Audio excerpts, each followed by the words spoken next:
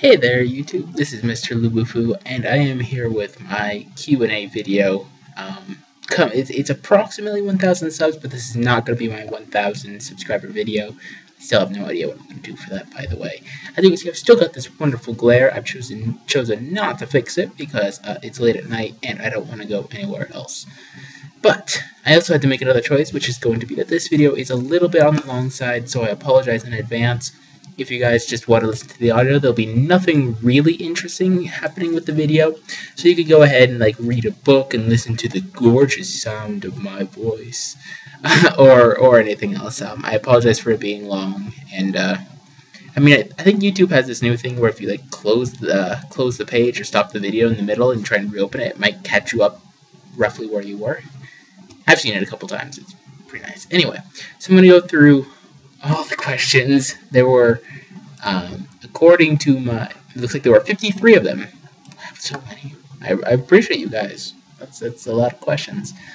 And I don't mind if I lose my voice by the end of this, but it's a lot of questions. Actually, it's 51 questions. I have added 2 more, which were the 2 most often asked questions in my entire YouTube process thingamahoosits. So I'm going to start with the most often asked question I've gotten. I've been asked this at least 15-20 times, and that is, how do you get sponsored? I haven't answered anytime people have asked me this question, but I figure I'm going to answer this in the way that I can. Yes, Zorro. For those of you that don't know, that is a recurring joke in my family. So, long ago, when I recorded my new Phyrexia Fat Pack video, oddly enough, my dad and I had just come back from a trip from Argentina, and he was watching the old Zorro shows that they were showing. And one of the things is he would say, Zorro. Well, I'm recording my new Phyrexia Fat Pack video, and he yells it from downstairs while I'm recording it. And then my new Phyrexia Fat Pack video got extremely popular because it's an insane opening. I've never been able to match that. I don't think I ever will. Someone will. Someone will open a world where I can get 2 Jaces or something like that, and that'll trump what I had. But I think it was 5 mythics and 8 packs or something something ridiculous. And they were good mythics too. But he said Zorro, and this is a tangent, and I apologize, but it's a cool story. And then the video got popular, so he said, oh, it must be because I said Zorro, where I don't think you can actually hear it in the video. I think I was, too excited. But, as you can tell, the recurring joke is anytime I'm recording a video of any kind, he has to scream Zorro at some point. Normally before. Now, as I'm actually recording, I'm going to keep it in because it's a more personal video. Don't even. Okay, fine, you can do it. That would be my other family member who is trolling me and flashing the lights. As you can see, it's 10:30 at night, and my family's a little bit crazy. Mostly me. Okay, so it's been 3 minutes 30 seconds. My new webcam actually has a timer on it. So, how do you get sponsored? It takes a lot of luck and a little bit of skill and politeness.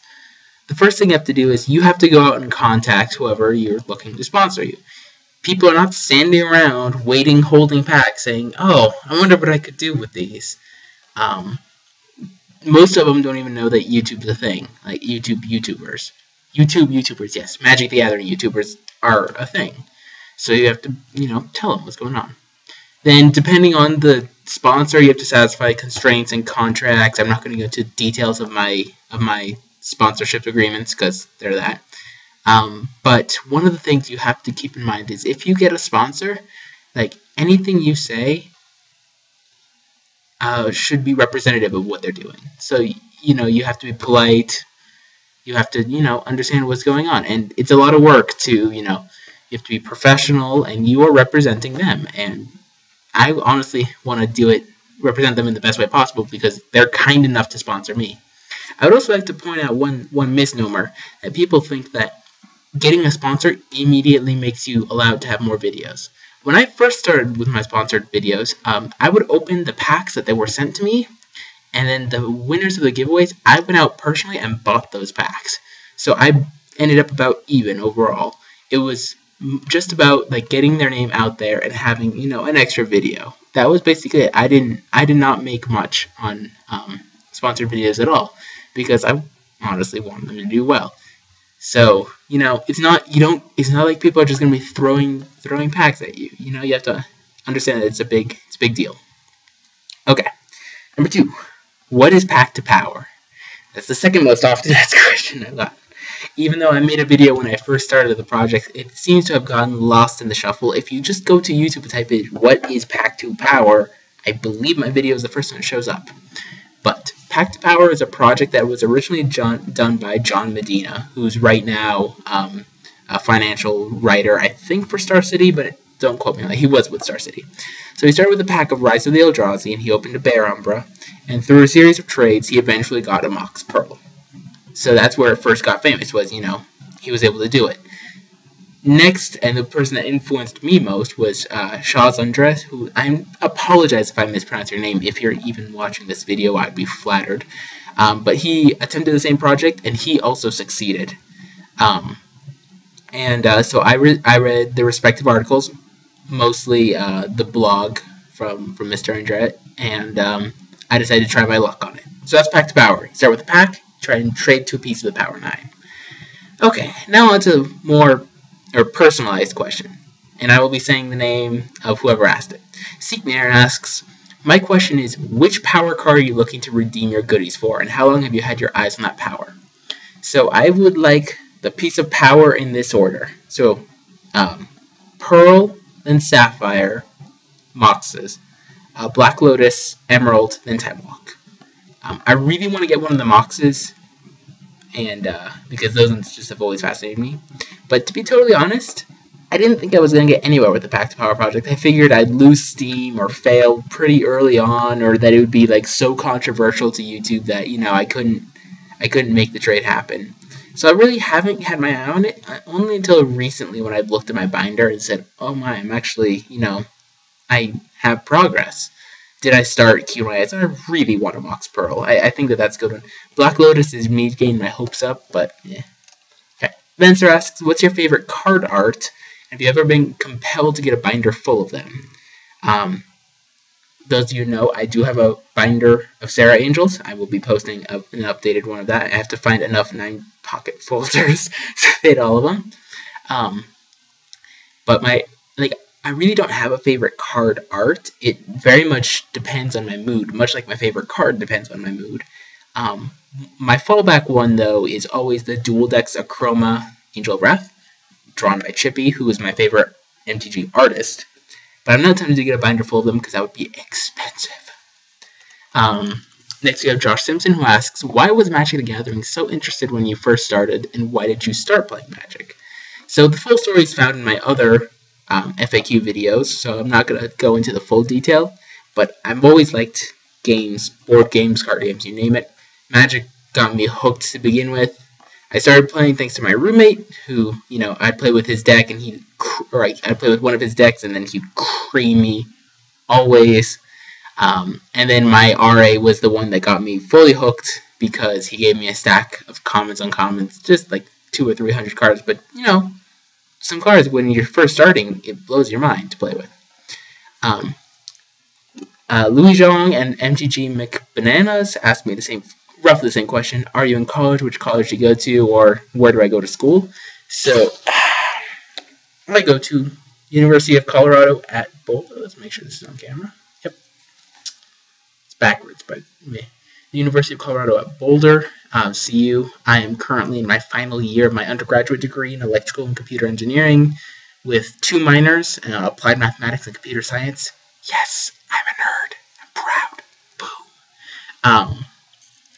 But I would like to point out, it's a little creepy that you ask where I go to school. Shadow MTG 20 asks, does anything other than a card's text abilities influence how you like it? For example, art or flavor text. When the first month or so a card comes out, the flavor text and the art are the things that just like stand out to me. I think they're really nice. But as I play more often, I'm super competitive. I tend to value power and fun to play ability over anything else. So if a card's fun to play with, I would prefer it probably more so than its power, but those two things are very important. AFK a Day asks, what is your favorite obscure card from all the sets of Magic? Like a card that seems cool or interesting, but may not be known by most players. I actually have my cube right here, and I'm going to find it. There we go. Master Warfare is a card that I don't know why I love, but I love it. It's from original Ravnica set, and it says cast only before attackers are declared. You choose which attackers attack and how each creature blocks, which I've played it before, and it's insane. But I love it. I don't know why I love that card so much. I just do. What's your favorite card you've ever played with for sentimental reasons, or is the first card you played with? Oh, sorry. This is by Professor 0804. Who asks, what's my favorite card I've played with? Sentimental, or I love to play with it. I feel Combo at heart, and I'm actually going to pull out. I'm testing for Modern right now. And oddly enough, the deck I really want to play is in these beautiful blue sleeves. Held my EDH deck. But I know I have a copy in this deck because I have 3 copies in this deck. The card that when I first started playing Magic, I played for 5 weeks over a summer at a summer camp, and one of the decks had this guy, Kiki Jiki Mirror Breaker. Oh my god, did I love this card. I jokingly say everything, Kiki Jiki, just draw, tap, kill stuff. Of Kiki Jiki. And he feels very much like a card I always want to play. As I said, fun to play ability, something to keep in mind. Wow, we're already at 12 minutes. I apologize for making this video so long, but I am a talky person, apparently. You guys are noticing I go on tangents all the time anyway. An anonymous person asked, and they have chosen to he, she, it, them, hamster, asked me if they were able to get a beta Black Lotus, would I trade for it? The answer is yes. Yes, I would. I don't know how in the world I would ever be able to afford something like that, but if I could, I would, because a beta Black Lotus would be just mind-blowingly insane. Edge Tiro asked, have you ever wanted to quit Magic? If so, what put you back in? I have not yet reached the point where I've wanted to quit Magic, which is great, because I've loved it. The Raiden333 asks, have you read any of the Magic novels? I thought I uploaded a video with this, but apparently it got lost in the shuffle. My RA gave me 10 novels for free of the old Magic Gathering of like Mirrodin block, the old Mirrodin block, and a little bit before, just to read, and so I've loved them. The newer ones kind of suck though. Next is, what is my favorite guild mechanic? I'm a huge fan of Cypher from the upcoming set. I think that's awesome. Battalion as well as another one, as in addition to Radiance. That's by Opiate1127 who asked that. Abraxas asks, if you could create a mechanic for Magic, what would you be? I just thought of this on the spot, so we'll see. It's like, let's call it Vindicative. This will be on a creature only. So it's tap, sacrifice a creature, and another permanent you control, destroy target permanent. That might be like super overpowered, but it's a play off Vindicate, by the way, which is why it's Vindicative. So I'm not sure if it's be overpowered or underpowered, or you have to pay mana in addition to the tap ability. I'm not sure. I'm not an R&D guy. I didn't think about it that much. S-88083 asks, if you had to choose which of the 5 colors of Magic would you erase from existence? I think they're balanced. I like all the colors. But if I had to, probably I would erase green, even though emerald green is my favorite color. BBBTB asked, are you growing a beard or a mustache? How about a trade for an electric shaver? Well, sir, if you noticed in my last video, I had some fur face fuzz going on. I'm very lazy when it comes to my facial hair. I do shave every now and then, but what frustrates me to no end is that it grows back so fast. Like, I probably shaved like 10 hours ago, and you can already see that it's already, it grows back ridiculously fast. I don't even know what I'm going to do about that. Strong Rocks 123 asks, what format of decks do you think will come after Innistrad block rotates out? I think Boros / Naya Humans will be a deck. I think American Control will be a deck. I think there will be a lot of Naya mid-range, Thragtusks and Restoration Angels, those sort of decks. Esper Control, Esper Spirits. Those are the big ones I think right now. I actually got 3 questions involving my love of the Denver Broncos. Bicer74 asks, Peyton Manning or Tim Tebow? Manning, not even close. Tebow, yeah, he was a fun ride, but Manning's a real quarterback.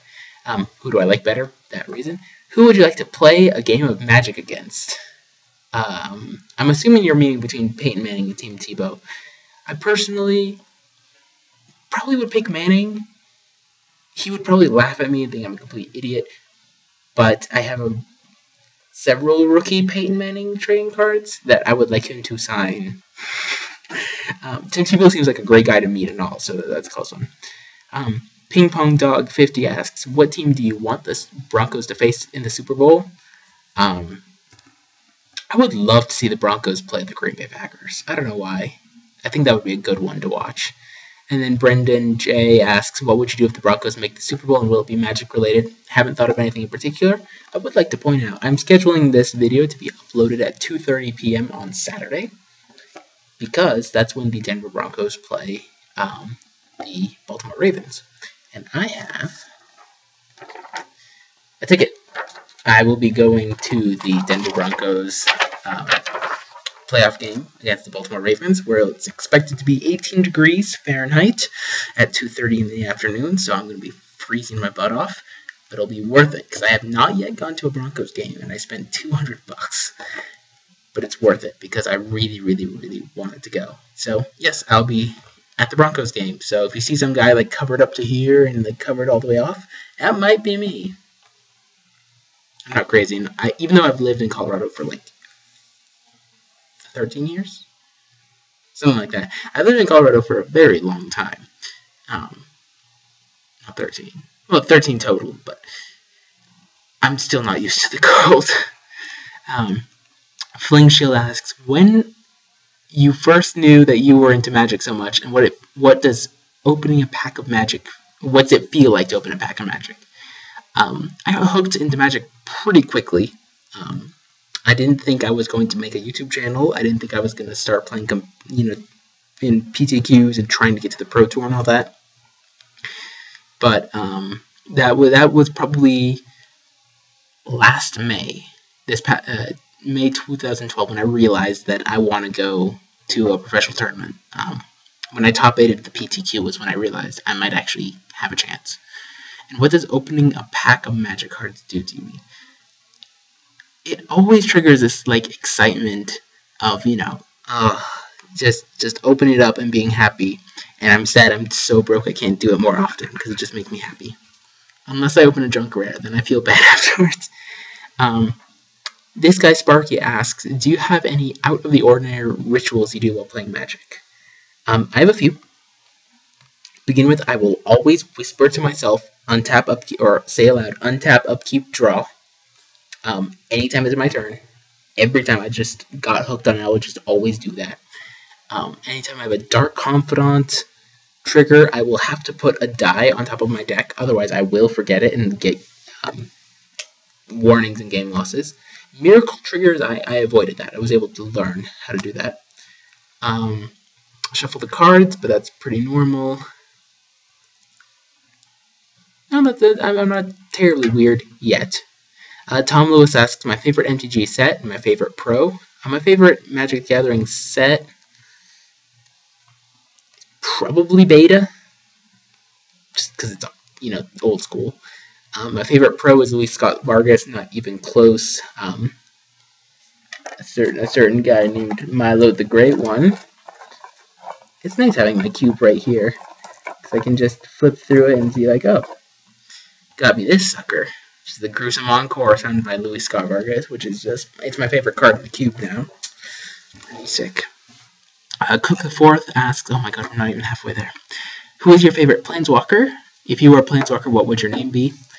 My favorite Planeswalker is Urza. Original. Never made him into a card, unfortunately, but he'd be like 5 mana, comes into play, 5 loyalty, +1 win target game, because he's insane, he's awesome. If I were a Planeswalker, what would my name be? My name would be my first and my last name, which I will not be disclosing in this video because there is only one of me. My last name is pretty unusual, so if you Google me, I'd rather not have people find out, so I'm going to keep that private. Mr. Lego 817 asks my favorite EDH general. If you could play one deck in any format for the rest of my Magic career, what would it be? Favorite EDH generals, Una, Queen of the Fae. My first really decent EDH deck, but by really decent, it was stupid. I just like combo out and kill someone. It's like, oh look, guess what? Everyone's library except for mine is exiled on turn 2 or something like that. Like ridiculous. If I could only play one deck in any format for the rest of my Magic career,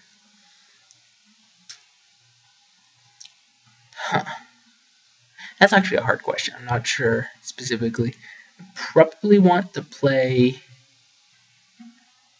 Like, I don't want to play some sort of degenerate combo deck because that gets boring after a while.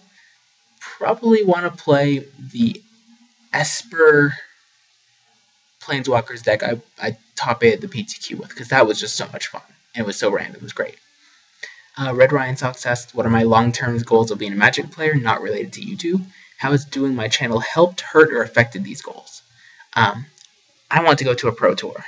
Like, that is my big goal. I want to be able to go on a pro tour.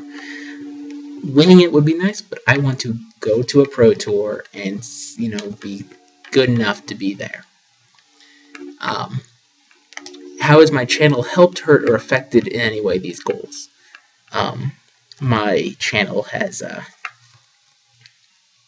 think it's been useful because it's helped me think a lot more, and I get all these different perspectives from people's in comments, people being polite and people being not so polite, and it's improved my play a lot.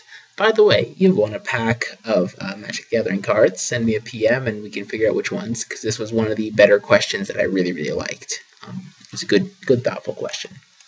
Next, you have Ronald Blossack, who asks, what do you think the next block will be? Or, if I have no idea, what would you like to see and what's your favorite plane? And he says his is Kamigawa. I think the next block will be something new. I think they're going off between something old and something new. So if you saw, we had Scars of Mirrodin, which was a repeat, and then they had Innistrad, which was new, and then they Return to Ravnica, which is a repeat. So you're going to have some sort of new plane, and then I think after that, they're probably, don't call me that, they might be going back to Zendikar, because we don't know what's going on with the Eldrazi. What's my favorite plane? Dominaria. Next, we have a new law student who says, what guild is my favorite, and how has that changed from original Ravnica to this new block? Original Ravnica, I really like Dimir. And in this new block, I like Orzhov a lot more. Just because I'm a power level sort of guy. JGSB111 asks, the cost of a pack of Return to Ravnica in my area, the meta for my area, and what deck am I running now for FNM? So the cost of a pack of Return to Ravnica at my local game store will always be $4 flat. He makes it so that way that with tax included, it's going to be $4. The meta for my area is there are a few people that actually play a lot in my area, but they always play the top decks. So whatever the top decks are, they do that, plus a couple of rogue ones. Right now, I'm not playing standard. I'm practicing for modern. I'm playtesting right now Nyapod with Kiki Jiki combo. See how that goes. I have a PTQ in March, I believe. Lengthy Zemet, favorite set to draft and favorite set to open. Favorite set to draft would probably be Triple Rise. I really like Triple Rise. Either that or Triple Innistrad. It's between those two. Those two were a ton of fun. Favorite set to open. Beta, give me expensive stuff. If it's not that, then I like opening Zendikar packs. I love opening Zendikar. I don't know why. A Star Wars Nerd 12 asks, being in the career field, do you think that the analytical side helps you or hurts you when playing Magic? Because I'm an engineer, and applied mathematician in that sense. I think it's super useful because it helps think in a logical way. Oh my god, how long is this video right now? It's 25 minutes. I really apologize. There's just a scatter apologies in here. Hectorn125, the favorite time I trolled someone in a match with a card or a combo. Favorite troll card, the best card I think that lets you troll. I mentioned my Una Queen of the Fang deck. If you're playing a multiplayer match with 10 people, and you're like, and everyone's library except mine is exiled. Just a little bit of a troll there. My favorite troll card is Power Artifact, because of the degenerate combos it forms with Grim Monolith and Basalt Monolith. The best card that I think lets people troll, probably Thrun, because he's the last troll. Oh. Hungry Cat asks favorite format. Aginator9989 asks what's my favorite set that ever came out, as I mentioned already, beta. Waxy Poop, what am I currently playing in Standard and why? What card has the most sentimental value to you and why? Standard, when Gatecrash comes out, I'll be playing Esper Spirits with Obzidot, or I'll be playing Boros Humans with Boros Charm. Just go rocking. What card is the most sentimental to me? Just put it back, yeah. This one. By far the most sentimental card to me. I honestly am still blown away that I have it. So thank you to Milo. Tommy Benham asks what got me interested in Magic and my favorite combo in Standard. My roommate got me interested in Magic, whole stories in the other FAQ videos, and my favorite combo in Standard. Standard doesn't have that many combos that I like, because I just like infinite degenerate combos. I'm just going to stick with Restoration and Jolt Thragtusk. That seems good. Chippy12 asks, what's my favorite deck to play with in my cube? I'm actually going to give you a list. Number 1, Black-Green Reanimator. Then Mono-Red. Then Blue-Green Survival of the Fittest. Then Swords deck, where I just draft all the swords. People have probably assumed that already. Those are probably the big 4, but I love Black-Green Reanimator with Recurring Nightmare, Fodder Shaman, that sort of thing. Infected Kings asks, how do you think Gatecrash is going to affect the metagame? Do you think an unorthodox play, or what do you think an unorthodox play when Gatecrash comes out is going to win the top tournaments? I think Gatecrash is going to open up a lot more decks with the fetch or with the shocks. So a lot of decks that were lacking in mana fixing, like Boros Humans, I think is going to make it possible. But I think the Standard metagame is going to break down into 2 things. It's going to break down into 1, fast decks that try and kill you really, really quick, like most aggro decks tend to do. So it's going to be those sort of decks, and then there's also going to be the decks that just go over the top and reward you for playing the biggest, baddest spell, biggest, bestest. I know best is not a word, but biggest, best spells. So, I mean, Omni Thragfire was a deck for a little bit. I think it's somewhat a deck, because if you're able to stabilize, you just play the biggest spells. And there's a lot of big X spells coming out. Razia's Rage is among them. Daniel Bower asks, what's my favorite Legacy deck currently and of all time? I'm not a super big Legacy player, but right now, for some reason, I just love Esper Stoneblade, even though it's not good. And my all-time favorite Legacy deck, I'm really not sure of my all-time favorite. I really like Sneak and Show, just because it's stupid combo and does silly stuff. Zuper Gabo asks, how does priority work? And I will explain that in an episode of Judge, Jury, and Executioner, so thank you for that. Fourth Dimensional Bubble asks me, why do I like math? That's asking, why does the wind blow? Why does the sun shine? It's just in my nature. It always makes sense to me, more than anything else. You give me math and you give me logic, and that is something that I understand intuitively. Kira602 Matadamas asks, did you make Magic the Gathering New Year's resolutions? If so, what is it? I really didn't. I failed my first resolution, which was actually have a schedule for my YouTube channel, and that failed miserably. So I didn't make any other ones.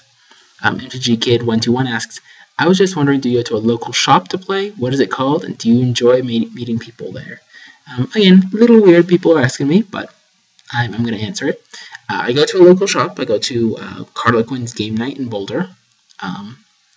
And the reason I go there, it's honestly like the most chillaxed and nicest place you can go to play Magic, because there's, one, no sharks, and two, there's like this intuitive trust that comes there. For example, someone left a binder probably worth about $2,500 filled with duels, legacy staples, you name it, it was in that binder. It sat on a desk for like 3 days, and until the guy came and picked it back up and nothing was missing. Like, how many game stores can you say that, you know, are like that? It's Low Me asks, why are you so cool? I'm not, trust me. It was my favorite Magic art on any card in any format, old school Achroma.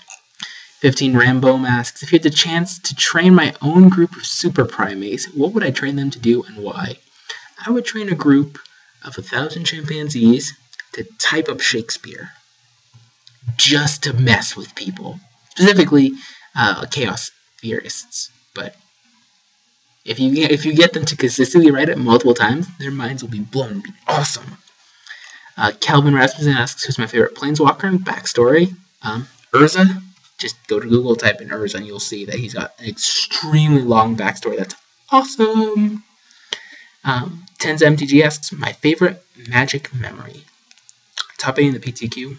Was pretty happy. Sad I had to, I lost. But that's a good one. And then just picking up a deck and just having fun. Dreadcraft asks, what's my biggest fear? And my biggest fear is that of the unknown. I know it's a vague one, but it's true. I fear a lot. Adam Trattlesnake asks, all-time favorite MTG card? Again, it depends on my mood. Right now, I really like Higi Jigi, just haven't been playing it. In my opinion, what do I think is the best card in Magic the Gathering, and why? Black Lotus, because fast mana is super broken. Ancestral Recall is good, because 3 cards for 1 mana is insane. Library is a pain to play against, but it's not Black Lotus level. Like, Black Lotus just, boom, 4 mana turn 1. Like, that seems so broken. Headshot709 asks, where did you get your haircut? He knows I got a haircut before. I go to whatever place I have a coupon for. I really don't care. Most people don't cut it. The only time I've done something interesting is I got my hair not bleached but highlighted, which was interesting. How long have I been playing Magic? I started playing fall of my sophomore year, so it's been a little more than 2 years now. And how hard is it majoring as an engineer? It's pretty difficult. I'm going to put a study down below that lists engineering as one of the top 5 most difficult majors. I spend a lot of time doing homework, and I'm surprised I've been able to keep up a YouTube channel while doing it, because it's a lot of work. Two left. Jackson11. If I were a Planeswalker, what would my name be? My color and abilities? My name would be my name, like Gideon Jura. But my name's not Gideon Jura, by the way. What would be my color?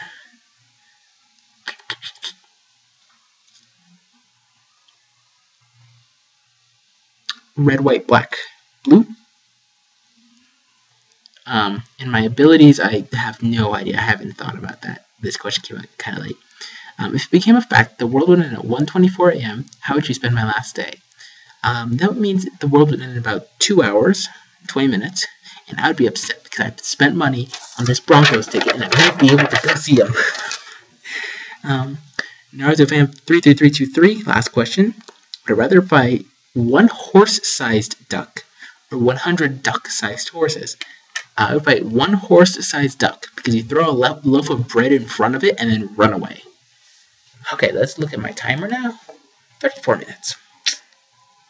I apologize for making this video so long. I appreciate all you guys that actually watched this. I'm flattered. next Q&A video I will break it up, but I'm unfortunately short on time, and what you gonna do?